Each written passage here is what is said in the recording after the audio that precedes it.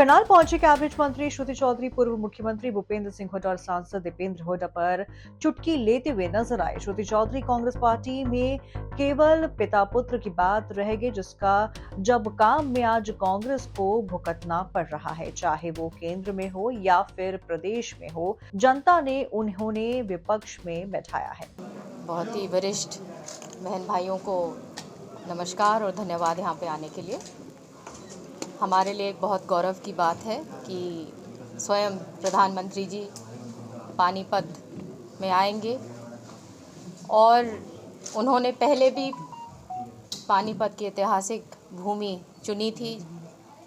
बेटी बचाओ बेटी पढ़ाओ उन्होंने यहाँ से लॉन्च किया और उसी को आगे बढ़ाते हुए अब सखी योजना लॉन्च कर रहे हैं और ये हम लोगों के लिए एक बहुत उत्साह की बात है। पूरे प्रदेश में एक ख़ास तौर पे हमारा जो महिला वर्ग है, हमारी माताएं बहनें हैं, बहुत खुश हैं और कि इतनी बड़ी सौगात स्वयं प्रधानमंत्री जी देने आ रहे हैं, जिनका नाता हमारे प्रदेश से बहुत गहरा रहा है।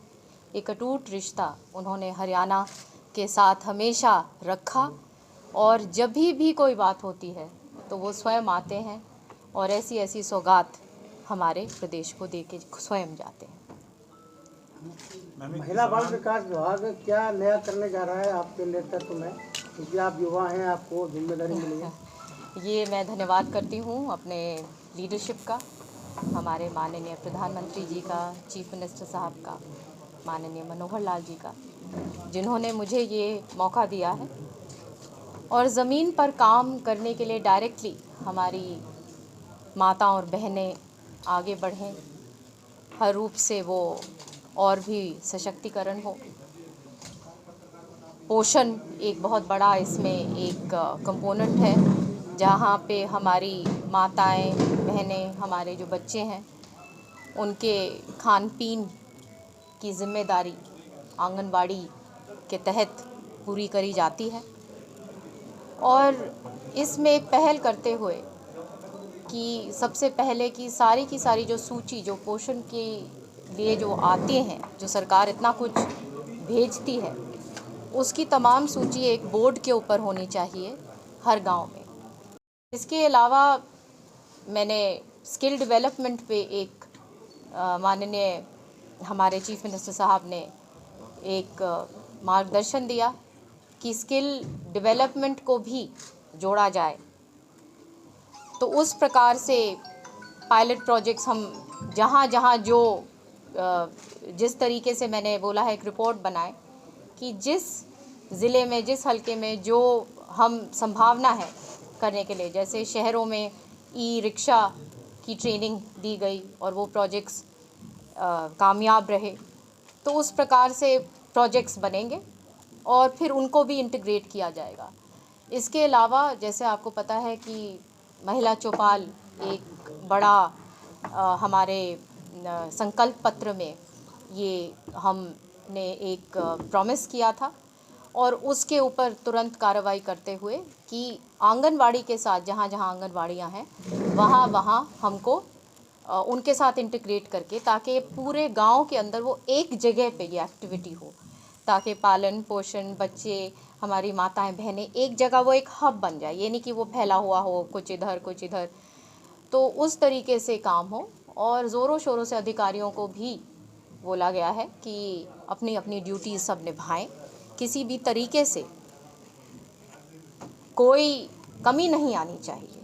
बच्चे भारत का भविष्य होते हैं, लेकिन अगर लाइटों की बात करें तो वहाँ पे भीख मांगते छोटे बच्चे 10 से 5 साल के नज़र आते हैं, गाड़ियाँ साफ करते नज़र आते हैं। इसमें आप क्या कहेंगे?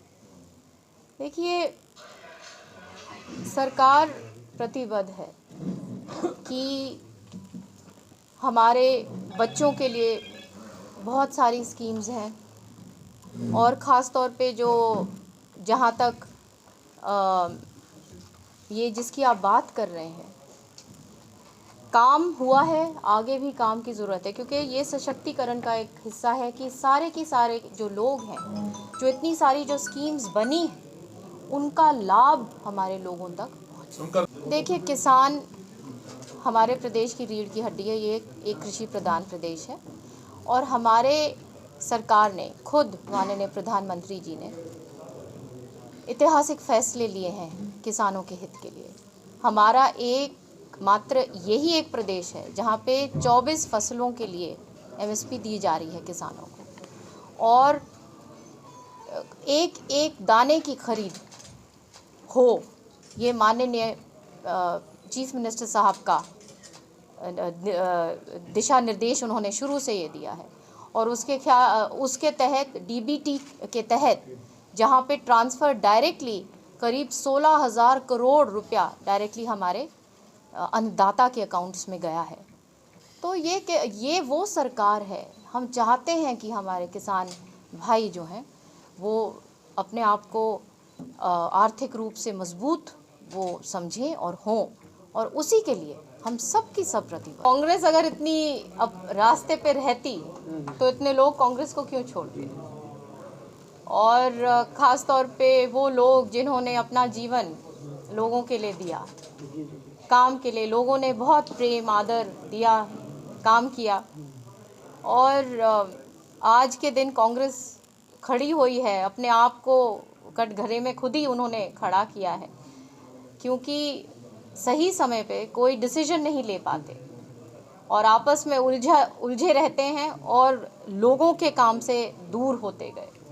सत्ता के लिए हमेशा एक, जिसको कहते हैं ना कि सिर्फ सत्ता एक लक्ष्य लेके, ये नहीं कि लोगों की भलाई। जहाँ जहाँ जो लीडर्स थे उनको स्ट्रॉन्ग नहीं किया और सिर्फ पिता पुत्र की बात रह गई। तो ये इस प्रकार से जब बात आ जाती है तो पार्टी को खामियाजा भुगतना पड़ता है, और बार बार लोगों ने कांग्रेस को, चाहे वो सेंटर में हो चाहे वो स्टेट में हो, विपक्ष में बिठाया। कांग्रेस ने अब तक नेता प्रतिपक्ष नहीं चुना, जिस पर कैबिनेट मंत्री श्रुति चौधरी खूब हंसते हुए नजर आई।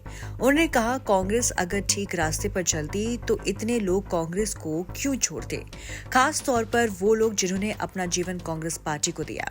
आज के दिन कांग्रेस ने खुद को ही कटघरे में खड़ा किया हुआ है, क्योंकि कांग्रेस सही समय पर कोई भी फैसला नहीं ले पाते। कांग्रेस केवल आसपास में उलझती रहती है, लोगों के काम से वो बहुत दूर हो चुकी है। केवल सत्ता एक लक्ष्य लेकर जहां जहां जो लीडर थे उन्हें मजबूत नहीं किया।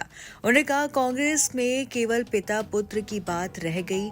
जब इस प्रकार की बात आ जाती है तो उसका खामियाजा पार्टी को कितना पड़ता है। किसानों के दिल्ली कूच करने के आह्वान पर श्रुति चौधरी ने कहा, किसान हमारे प्रदेश के रीढ़ की हड्डी, हमारा देश कृषि प्रधान देश है।